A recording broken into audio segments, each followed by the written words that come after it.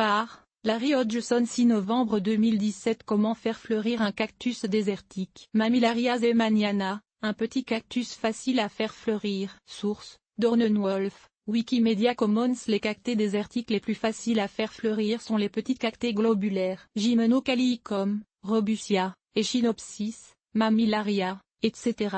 Les cactés à raquettes opuntia, et les grosses cactés sont soit difficiles à faire fleurir, soit elles prennent des décennies avant d'être assez matures pour le faire, mais les petites globulaires peuvent fleurir souvent très jeunes, de 18 à 24 mois après leur bouturage ou leur ensemencement. Voici une vidéo par Greg Creel qui montre des échinopsis s'épanouir en photographie accélérée. Spectaculaire. Soleil suivi de sécheresse et de fraîcheur si possible, faites séjourner vos cactés en plein air pendant l'été. Source, S3, Amazon.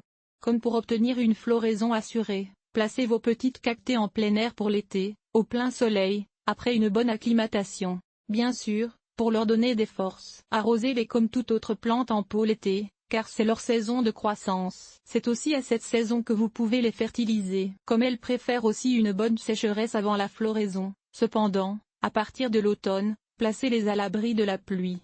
Peut-être sous le surplomb du toit ou derrière un châssis de fenêtre. Ne les arrosez pas ou laissez la pluie les arroser seulement quand le terreau est bien sec. Si possible, gardez-les à l'extérieur le plus longtemps possible à l'automne, ne les rentrant que lorsqu'on annonce du gel, car la majorité de ces cactés ont besoin de nuits froides pour fleurir. D'ailleurs, si la période de gel est suivie par un temps plus clément, remettez-les à l'extérieur jusqu'à ce que le gel soit désormais non plus une possibilité, mais une certitude. Un petit cactus facile à faire fleurir, Robustia, Icier, Eliosa.